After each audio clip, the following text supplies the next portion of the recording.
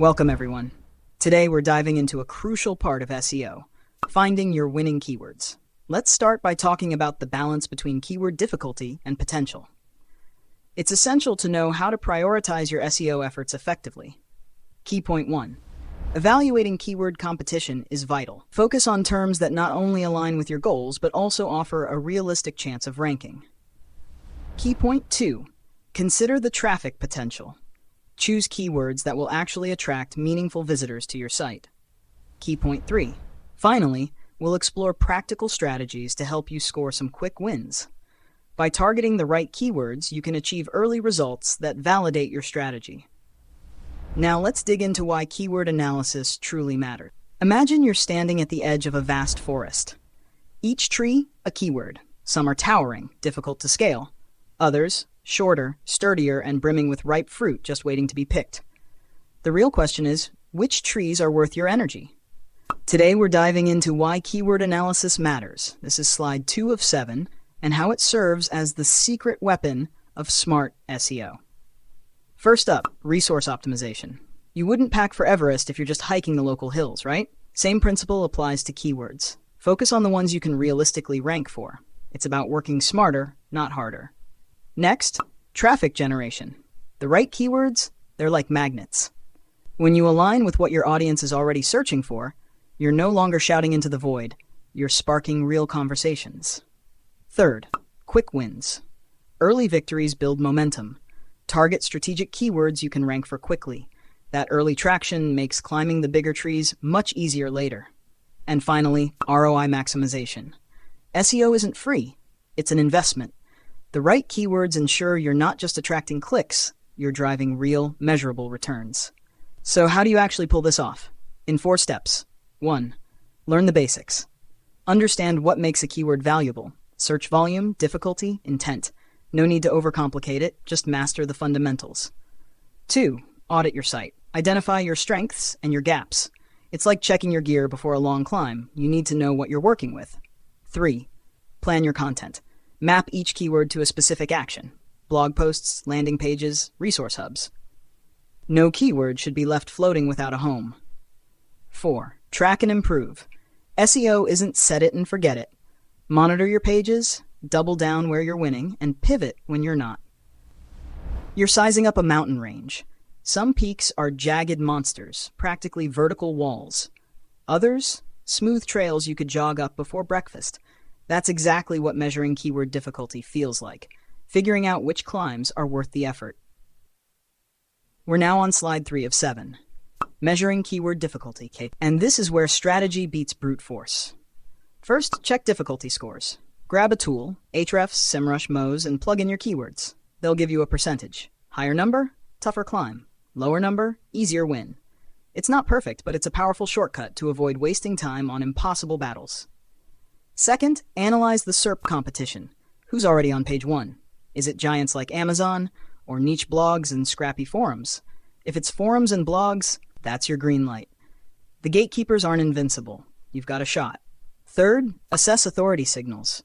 Check the domain authority and backlink profiles of the top results.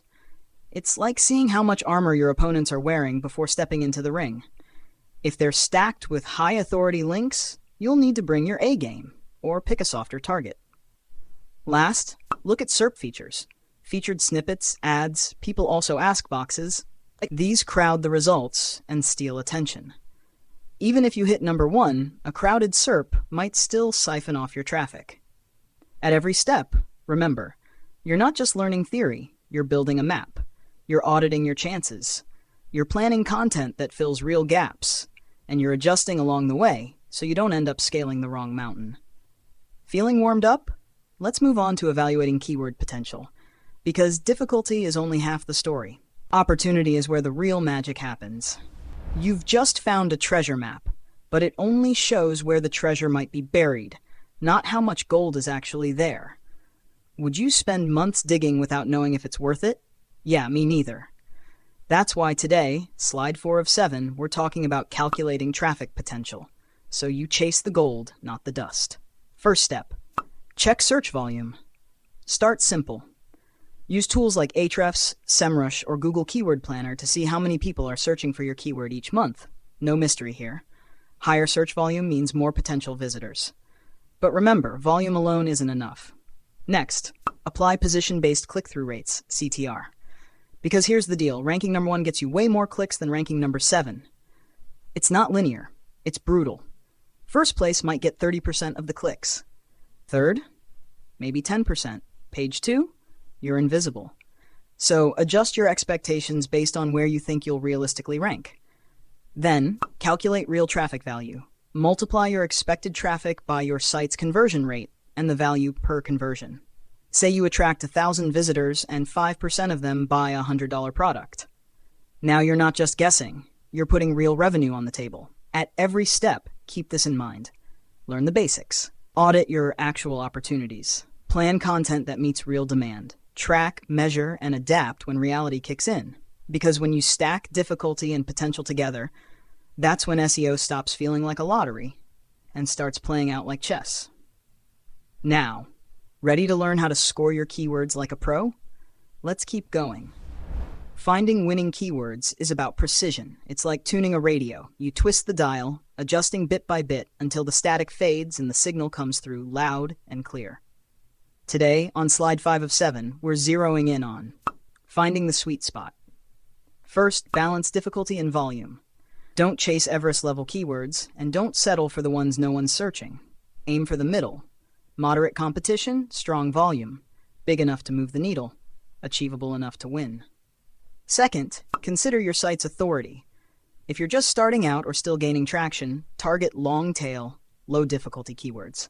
It's like training with amateurs before entering the ring with pros. Score early wins. Build strength. Scale up. Third, align with user intent. Because traffic alone doesn't pay the bills, conversions do. Understand what people really want when they type a query, then deliver precisely that. Intent isn't optional, it's the core of relevance. Fourth, measure business value. Ask yourself, will ranking for this keyword drive leads, sales, or signups? If not, why invest the effort? Always prioritize impact over vanity. Remember, master the basics to spot real opportunities. Audit your strengths and weak points. Plan content that serves users and supports business goals. Track what works. Optimize what doesn't. Now that you know how to find that sweet spot, let's dig into how to stack early wins and build unstoppable momentum. Speed matters. In SEO, waiting 6 months for results feels like standing still on a racetrack. So, on slide 6 of 7, we're zooming in on prioritizing for immediate impact. Because early wins aren't just nice to have, they're fuel for momentum.